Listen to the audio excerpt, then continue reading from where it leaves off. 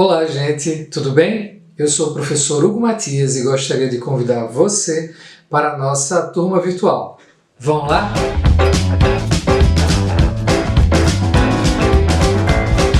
Gente, nesta aula nós vamos fazer uma brevíssima introdução sobre o comportamento organizacional e durante ela nós trataremos de alguns dos seus conceitos mais fundamentais, ok?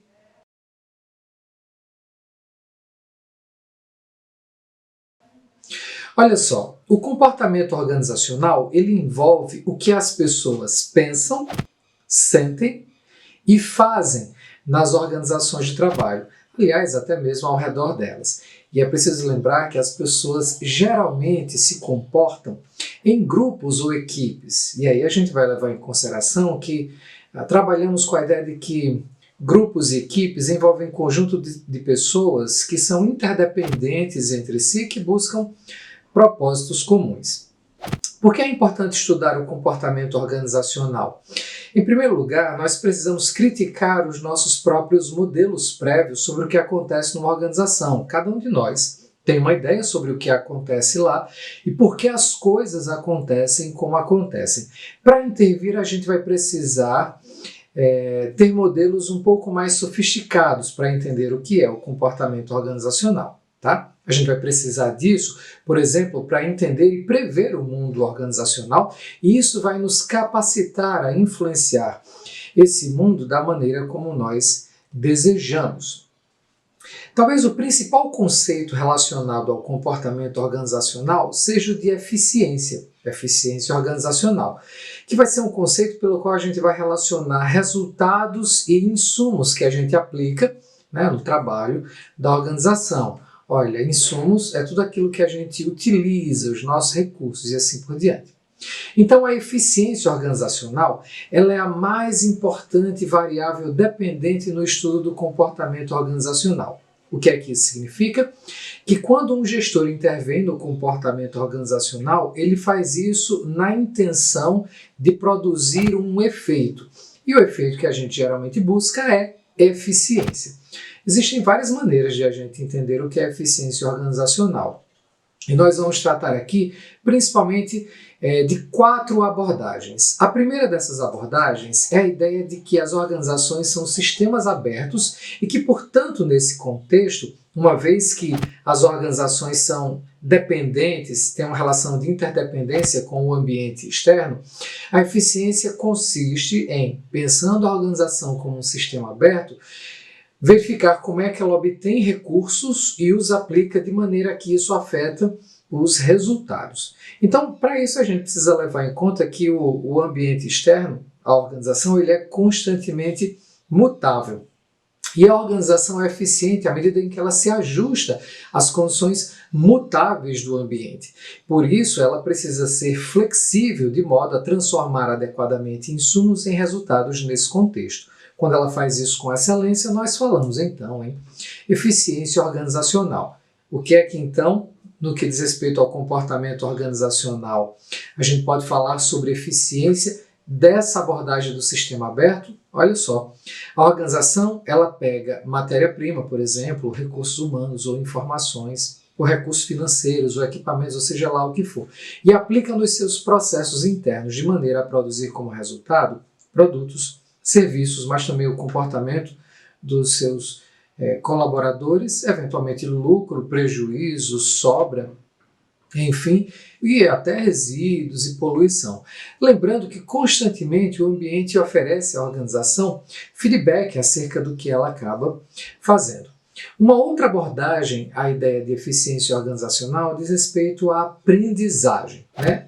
A aprendizagem organizacional é a capacidade da organização para adquirir conhecimento, compartilhar conhecimento, utilizar conhecimento e até mesmo armazenar conhecimentos que sejam, obviamente, valiosos para ela, que agreguem valor. A aprendizagem organizacional ela é extremamente importante para a eficiência. Só para a gente fazer uma ilustração, de como isso é importante e impacta a eficiência, vamos pensar, por exemplo, na aprendizagem que ocorreu ao longo de décadas, no que diz respeito, por exemplo, à produção agrícola.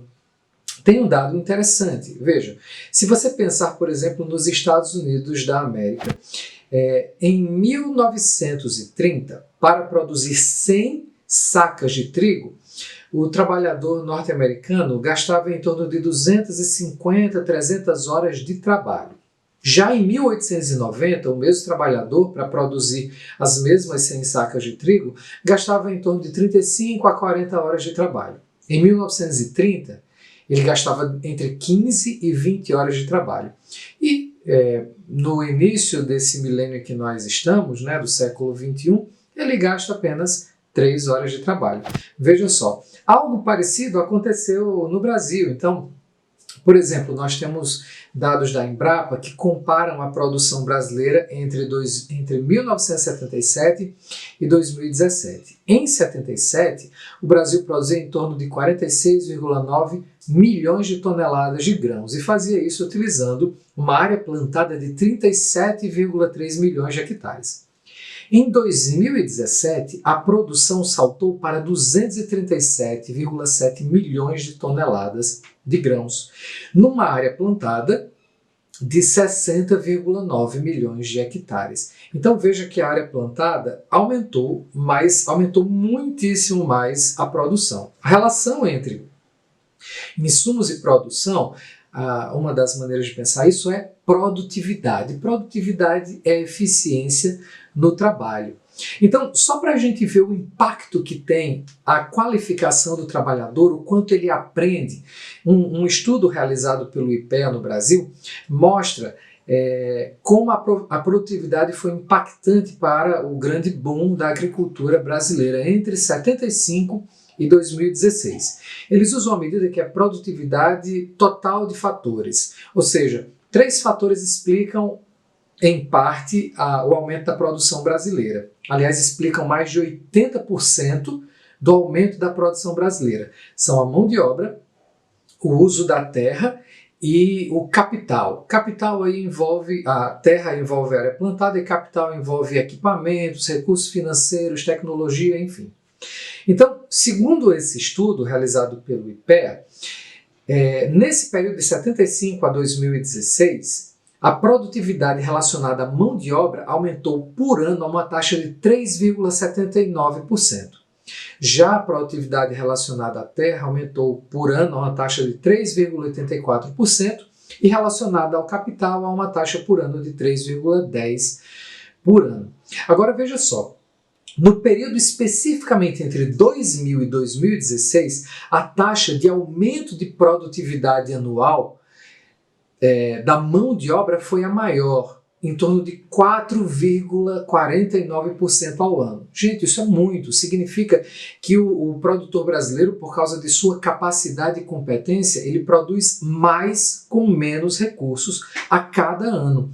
E isso se deve à capacidade de aprender. Então veja como a aprendizagem organizacional é importante. Então, gente, o que a gente ainda pode falar sobre a aprendizagem organizacional é que ela deve produzir capital intelectual.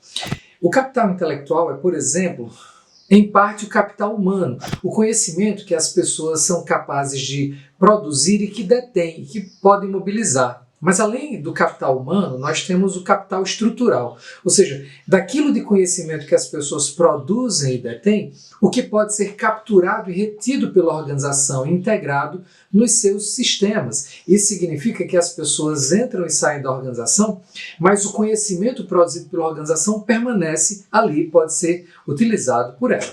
Por fim, o capital de relacionamentos. Isso tem a ver, por exemplo, com o valor que é produzido e é derivado da satisfação dos clientes com a organização, da confiança dos fornecedores na organização e assim por diante. Tudo isso junto, capital humano, estrutural e de relacionamentos, integra o capital intelectual.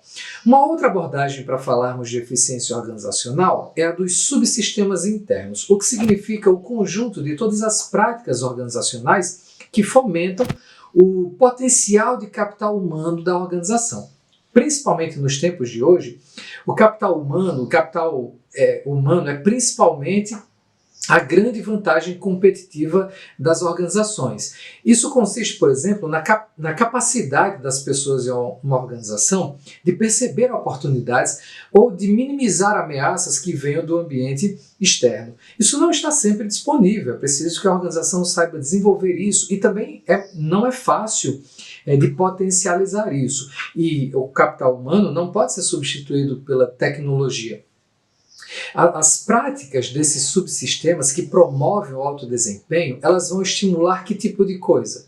Elas vão estimular, por exemplo, o envolvimento dos colaboradores com a organização e com o trabalho, a autonomia deles no trabalho, a sua competência, por exemplo, por meio do treinamento, mas a organização também obtém isso selecionando adequadamente pessoal, e, é claro, o desempenho dos colaboradores baseado, por exemplo, nas recompensas que são disponibilizadas a eles.